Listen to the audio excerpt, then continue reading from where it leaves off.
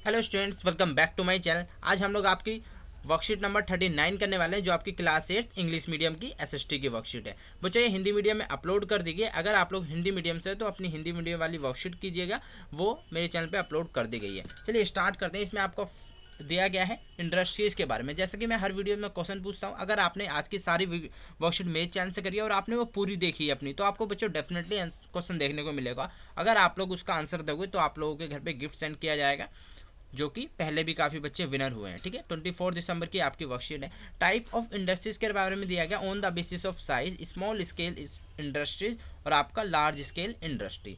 ठीक है, small scale का मतलब आपको समझ में ही आता होगा कि घरेलू कोई काम स्टार्ट कर लेता है, छोटे पैमाने पे काम करते हैं, तो वो स्मॉल स्केल इंडस्ट्री में आ जाता है। Product are manufacture by hand and earthy sense. ठीक है, तो जो आपका हाथ से बनाया जाए या फिर उसमें आर्ट आर्ट तरीके से दिखाया जाए, तो वो आपका क्या होता है, स्मॉल स्केल की इंडस्ट्रीज में उसे काउंट करिए। Usages of less amount of capital and technology, number of workers involve in comparatively smaller, मतलब जो काम करने वाले वर्कर होते हैं वो कम होते हैं। Volume of the product is small होता है, काम जो प्रोडक्ट जो एट द एंड निकलता है जितना काम करने के बाद वो कम होता है। ठीक है, एग्जाम्पल आप बास्केट वेयरिंग, ठीक है, pottery, handicraft, silk wearing, food processing, तो ये सब आपके किस में आ जाते हैं, स्मॉल स्केल इंडस्ट्री में आते हैं। लार्ज स्केल इंडस्ट्री में आपका आता है machine manufacture product, use of large amount of capital, never technology, comparatively larger number of workers involvement. Large volume of product, example iron हो गया, स्टील हो गया, इंडस्ट्री हो गया, ऑटोमोबाइल इंडस्ट्री हो गया। ठीक है, तो ये आपका 4 का आंसर हो गया। मतलब आपका ये 4 के क्या दिखा दिए, इसके लार्ज स्केल के एग्जाम्पल दिखा दिए। जो आपकी बड़ी बड़ी फैक्ट्रियाँ होती हैं तो वहाँ पे क्या होता है, लार्ज स्केल पे होता है, जिसमें मशीन का यूज़ किया जाता है, वो हैंड क्राफ्ट से कम ही बन होते हैं। ठीक है, type of industries on the basis of ownership. ठीक है, ऑनरशिप देखो बहुत तरीके के होते हैं। एक आपका होता है प्राइवेट सेक्टर, आप लोग जानते हो प्राइवेट सेक्टर में क्या होता है, उनका वो अपना होता है, ऑपरेटेड बाय इंडिविजुअल, कोई इंडिविजुअल चलाता है और अ ग्रुप ऑफ इंडिविजुअल, कोई ग्रुप मिलके एक प्राइवेट कोई भी इंस्टीट्यूट खोल लेते हैं। जैसे रिलायंस इंडस्ट्रीज, ये आपका प्राइवेट होता है, महिंद्रा इंडस्ट्रीज, टाटा इंडस्ट्री, ये सब आपके क्या है, प्राइवेट है। ठीक है, पब्लिक सेक्टर में क्या आ जाता है, जो गवर्नमेंट द्वारा चलता है, owned and operated by the government, जैसे Hindustan aeronautics limited, steel authority of India, ठीक है, SAI। तो ये आपका क्या आ जाता है, पब्लिक सेक्टर। जॉइंट सेक्टर में आप देख सकते हो, on and operated by the state and individual और अ ग्रुप ऑफ इंडिविजुअल, तो एग्जांपल आपका क्या होगा, मारुति उद्योग लिमिटेड।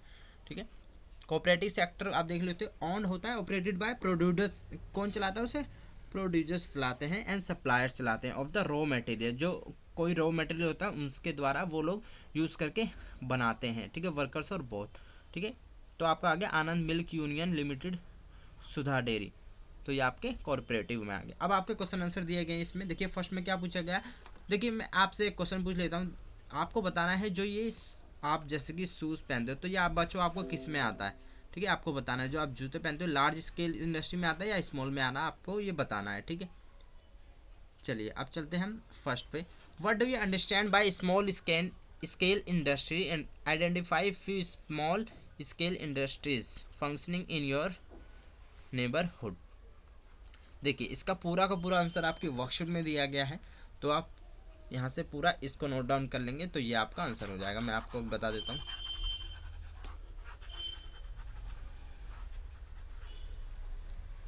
ठीक है, तो ये आपका हो गया आंसर नंबर 1 पूरा। ये आपको ये लिखना है और ये 1 2 3 4 और ये एग्जाम्पल लिख लेने हैं। ठीक है, एग्जाम्पल कोई 2 लिख सकते हो आप बस, तो ये आपका यहाँ से लेके यहाँ तक आंसर हो जाएगा, आंसर नंबर 1। ठीक है, आंसर नंबर 2 में आपसे क्या पूछा है, डिफरेंस बताना आपको किसके बीच में, private sector and public sector के बीच में। ठीक है, तो ये भी बच्चों पूरा यहाँ पे दिया गया है।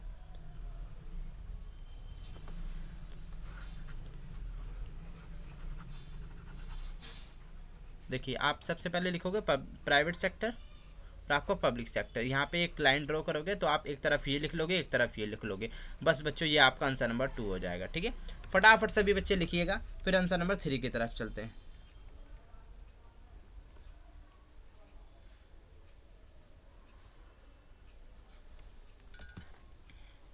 ठीक है, अब चलते हैं आंसर नंबर 3 की तरफ। इसमें देखिए दिया गया, with the help of differentiate resources right a short note on the growth of any cooperative industry sector. ठीक है। कोई भी आपको ऐसी इंडस्ट्री बतानी है उसकी ग्रोथ के बारे में आपको शॉर्ट नोट बनाने हैं, ठीक है। देखिए ये क्या है, एक सर्च करने वाली चीज़ है, आप लोग इसमें नेट पे सर्च करके लिख सकते हो, ठीक है। फिर भी मैं आपको थोड़ा बहुत लिखवा देता हूँ जिससे आप लोग इसमें लिख सको, और बाकी आप लोग कहाँ से लिखेंगे, नेट पे से सर्च करके लिखेंगे, ठीक है।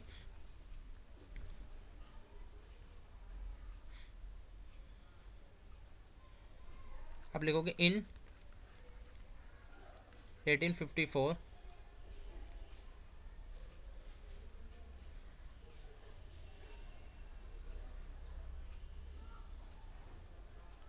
एस्टेब्लिश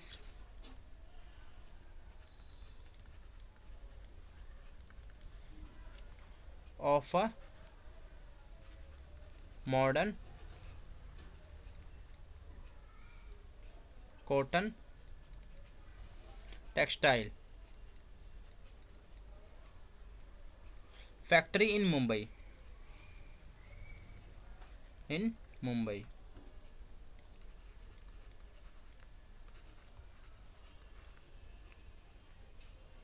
ठीक है।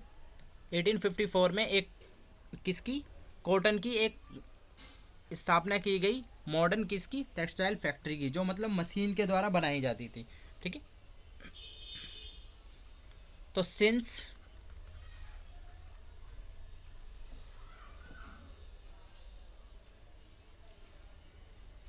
Then this industry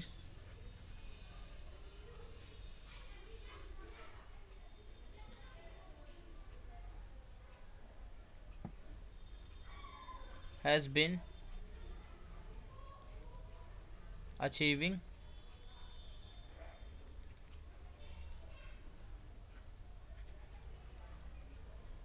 progressive growth, ठीक है। तो इतना आप लोग लिख सकते हो, और बाकी बच्चों आपको और सर्च करके इसके बारे में लिखना है, ठीक है। सबसे क्या हुआ, ये कंपनी ग्रो करती ही जा रही है एक अच्छी स्पीड में, मतलब ये कंपनी जब से रुकी नहीं है अब तक ग्रो कर रही है, ठीक है। इसके बारे में हमने बताया, तो आप लोग और भी इस पर लिख सकते हो, नेट से सर्च करके आपको लिखना है, ठीक है स्टूडेंट। फाइनली ये आपकी वर्कशीट कंप्लीट होती है, और जो क्वेश्चन पूछा है सभी स्टूडेंट उसका आंसर देंगे। अगर आप लोग डेली मेरे चैनल से वर्कशीट करते हो, वर्कशीट को 10 फ्रेंड के साथ शेयर करते हो, वीडियो को लाइक करते हो, चैनल को सब्सक्राइब करते हो, और व्लॉग चैनल को भी आपने सब्सक्राइब कर रखा, तो बच्चों आप डेफिनेटली गिफ्ट जीत सकते हो। मिलते हैं नेक्स्ट वीडियो में, till then bye, be safe, stay healthy, Jai Hind, जय भारत।